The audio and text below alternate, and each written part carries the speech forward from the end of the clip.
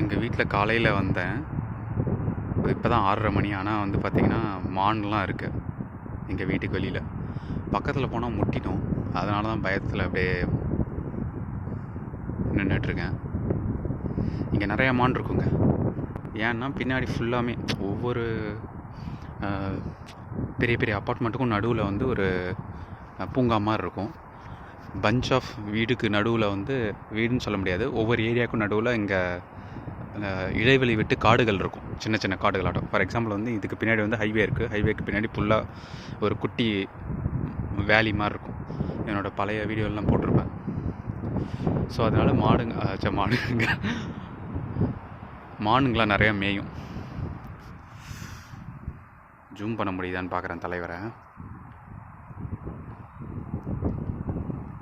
பார்க்குறாரு, அவன்டா அவன் காலங்காத்தால மிஸ் பண்ணுறான்ட்டு. ஓகே, நம்ம போகலாம். இல்லை மிரண்டுரும் அது.